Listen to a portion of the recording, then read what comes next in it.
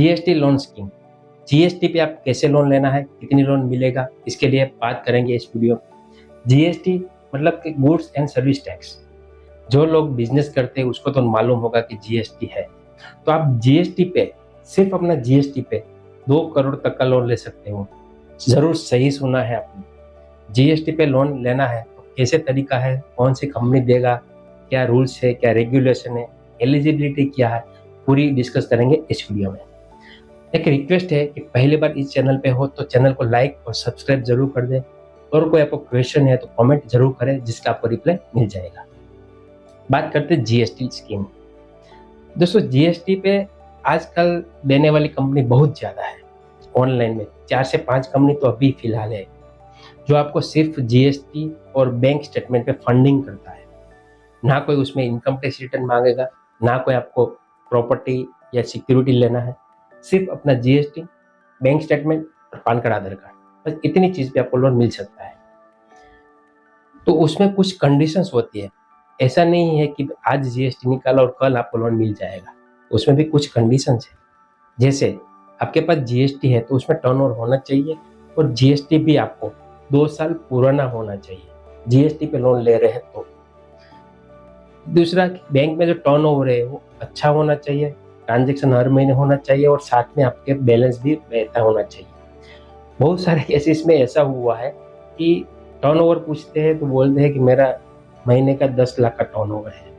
Turnover भी कैसा होता है कि आज 1 लाख रुपया आया, अकाउंट में बैलेंस हुआ 1,02,000, शाम को ही वो अमाउंट ट्रांसफर हो गया तो बच्चा अमाउंट 2,000। दूसरे दिन भी ऐसा हुआ। अमाउंट ट्रांसफर करने के बाद जो रिमेनिंग रहता है ना, एंड ऑफ द डे, वो काउंट करती है। कोई भी बैंक में आप बैंक एनालिसिस करते हो ना, तो सिर्फ टर्नओवर नहीं देखा जाता। टर्नओवर अमाउंट के लिए देखा जाता है कि मिनिमम इतना टर्नओवर होना चाहिए, कि हर महीने 4 लाख का होना चाहिए। लेकिन साथ में बैलेंस भी होना चाहिए ना। अगर बैलेंस में आपको 50 रुपया, 100 रुपया, 1000 रुपया रहता है तो वो बैलेंस काउंट नहीं होगा। मतलब जितना पेमेंट आ रहा है इतना तो आपको जा रहा है, आपका कोई प्रॉफिट तो होता नहीं है। तो बैंक ऐसे कैलकुलेशन करता है।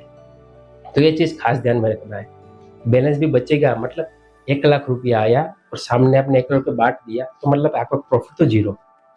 1 लाख आया, आपने 95,000 या 90,000 ट्रांसफर किया तो आपके पास 10,000 बैलेंस बचा है।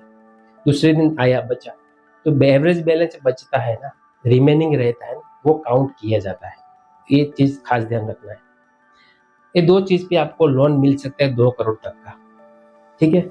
देने वाली कंपनी बहुत है मार्केट में, सबका लिंक डिस्क्रिप्शन में दे दूंगा। अगर आप अप्लाई करना है तो आप हमारा कांटेक्ट कर सकते हो, आपके बिहाफ से हम प्रोसेस कर पाएंगे। उसमें कोई, पहली चीज़ कि हम कोई कंसल्टिंग फी, एक्स्ट्रा चार्जेस नहीं लेते हैं। लोन लेने से पहले आप कोई भी चार्जेस नहीं देना है। जो भी है वो आपका अमाउंट कट के आएगा अकाउंट में।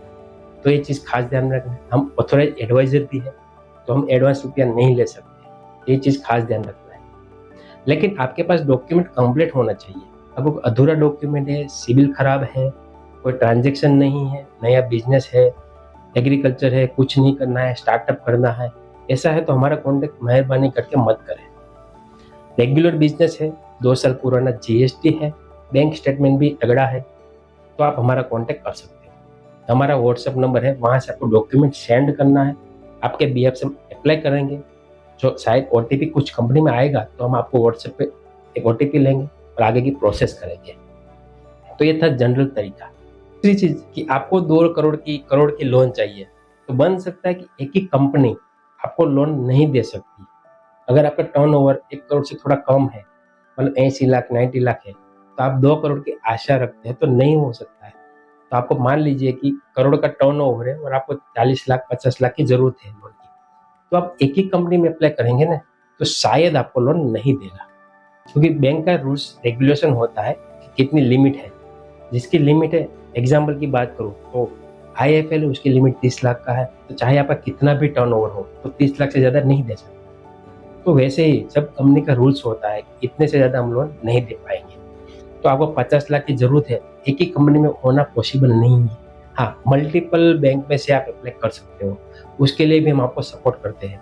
जैसे कि आपको 50 लाख की ज़रूरत है, तो आप एक ही कंपनी 50 लाख नहीं दे रही है, तो हम 2-3 बैंक में से अप्लाई करते हो और तीनों जगह से आपको लोन दिलवाते हैं। तो ये भी तरीका है। ईएमआई तो सेम आएगा, आप 50 लाख का ईएमआई भरेंगे, इतना ही ईएमआई आएगा, चाहे आप पार्ट में पेमेंट लो या फुल पेमेंट लो। तो ये चीज़ खास है। और आपको कोई भी लोन अप्लाई करना है, तो मेजोरिटी जो जीएसटी पे लोन देता है ना, वो 3 साल के 5 साल के बीच में एवरेज आता है। तो एक चीज़ खास ध्यान रखना है। रेट ऑफ इंटरेस्ट की बात करूँ तो 1% से स्टार्ट होता है रेट ऑफ इंटरेस्ट। एज पर डिपेंड अपनी प्रोफाइल, बिजनेस क्या है, प्रोफाइल क्या है, कैटेगरी क्या है, उसी बेस पे सिस्टम आपको रेट ऑफ इंटरेस्ट प्रोवाइड करता है। जो आपको सूटेबल रेट ऑफ इंटरेस्ट होगा वही आपको प्रोवाइड कराना है। तो ये चीज़ था। तो अगर आपको जीएसटी पे लोन लेना है तो आप व्हाट्सअप कर सकते हो। अप्लाई करना तो आज ही अप्लाई कर से और अपना बिजनेस कारोबार बढ़ा सकते हो। तो मिलते हैं नए वीडियो में नए टॉपिक के साथ। तो आपको कोई भी क्वेश्चंस है, कोई भी डाउट्स है, तो आप हमें कमेंट जरूर करें, जिसका आपको सॉल्यूशन मिल जाएगा। तो मिलते हैं नए वीडियो में नए टॉपिक के साथ। तब तक धन्यवाद। जय हिंद।